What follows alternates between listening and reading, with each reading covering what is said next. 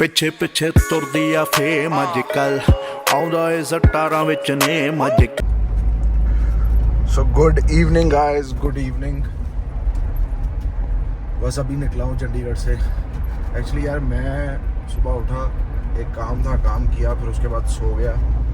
सो के टाइम देखा तो चला 3:30-4 बज गए। फिर बढ़िया कॉफ़ी वूफ़ी पी के अब निकला हूँ मैं।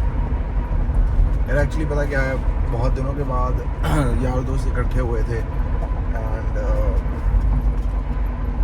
फिर देर रात तक खेलते रहे, कार्ड्स खेलते रहे हम। मतलब गेम्स तो 2 ही लगी, लेकिन उसमें कम से कम 2-2.5 घंटे खिंच गए होंगे, हिसाब लगा लो। लेकिन it was a very good day, very very good day. बड़ा मज़ा आया कल।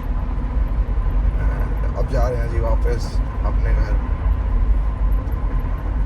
धीरे धीरे चल रहे हैं, बढ़िया। बिग बॉस भी नहीं देखा, उसके रिव्यू भी नहीं दिए। अभी रास्ते में देखता हुआ जा रहा हूँ। पहले वहाँ से देखता हुआ आ रहा था, यहाँ से अब देखता हुआ जा रहा हूँ। समझ रहे हो?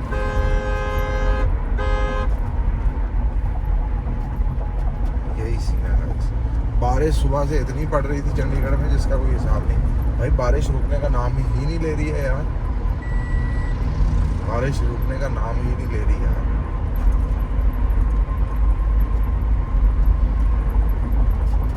तो चलो मिलते हैं। चल रहा हूँ मैं घर पे, फिर मिलते हैं आपसे। Bye. Good morning guys, it's already good afternoon. देख रहे हो कैसे बरसात पड़ रही है।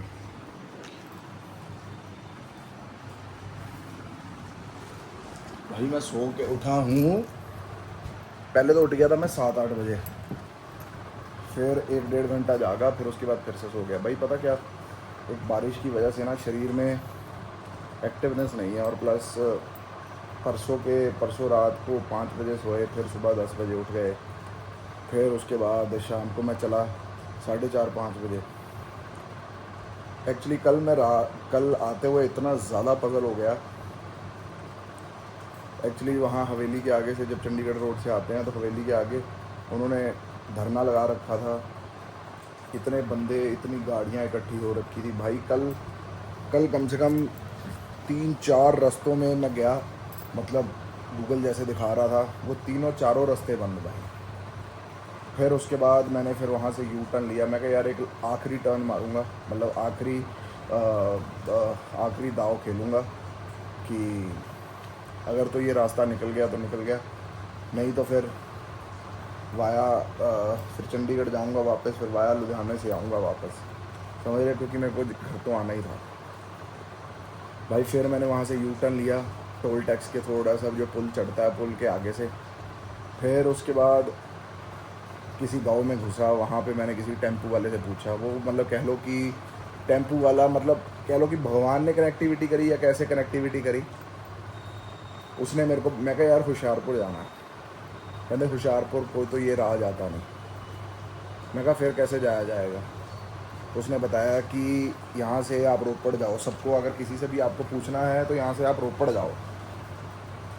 तो फिर उसने मेरे को रास्ता बताया भाई, खुद सामने हो के सारा समझाया। समझाने के बाद यहाँ बोला कि 2 किलोमीटर यहाँ पे जाना, फिर से वहाँ से पूछना कि रोपड़ कहाँ से जाओगा। फिर भाई मैं वहाँ से जब निकला तो फिर मैं आगे जाके घूम गया। घूमने के बाद फिर वहाँ पे एक मतलब दादाजी की उम्र के और दादी की उम्र के 2 जाने थे, सरदार और सरदारनी।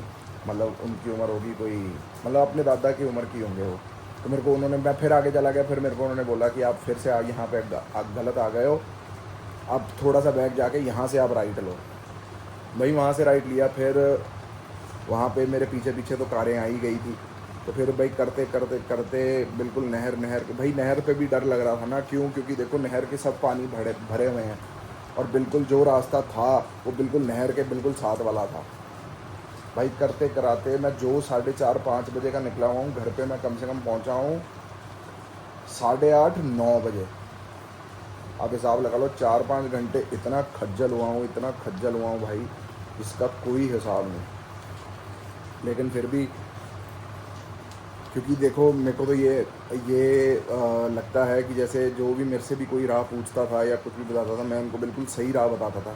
कि आप ऐसे नहीं ऐसे चले जाएं, ऐसे नहीं ऐसे जाएं। आई कैन अंडरस्टैंड कि जब इंसान राह पूछता है तो वो कितना फंसा हुआ होता है। गूगल मैप तो आपको यार गलत रास्ता भी दिखा देगा, है ना, पानी के बीच में से भी रास्ता दिखा देगा। जो ये पूछ पूछ के जाना है, ये बड़ा मतलब कह लो कि डिफ़िकल्ट चीज़ है, लेकिन अगर इंसान इसको सीख गया तो फिर इसके साथ की भी कोई इजी चीज़ नहीं है। तो फिर मेरे को तो यही लगता है कि मेरा रिटर्न कर्मा वापस आया और मेरे को सही राह पे लोगों ने डाला, and I was so grateful for that.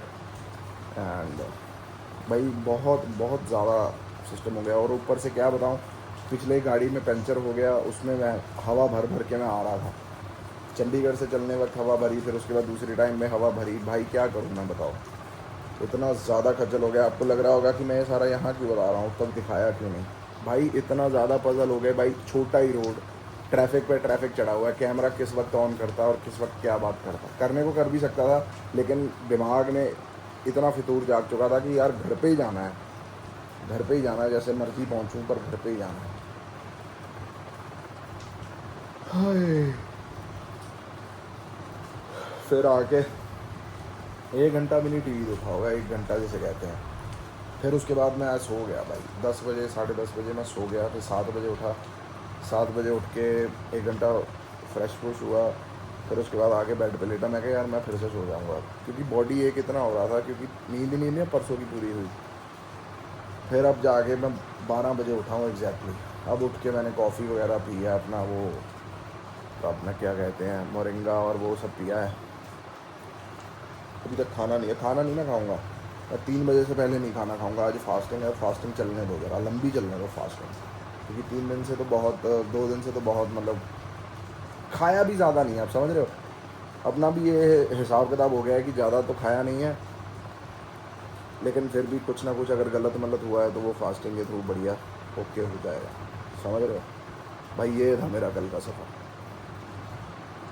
कई बार ऐसे भी हो जाता है गाइस। बिग बॉस भी नहीं, बिग बॉस देखा, रास्ते में आते हुए बिग बॉस देखा, बिग बॉस देखने के बाद रिव्यू भी नहीं दिया। आज का बिग बॉस देख रहा हूँ, आज से रिव्यू देना शुरू करूँगा, क्योंकि भाई एक ही बंदा हूँ, कितने काम करूँ यार, समझ रहे हो।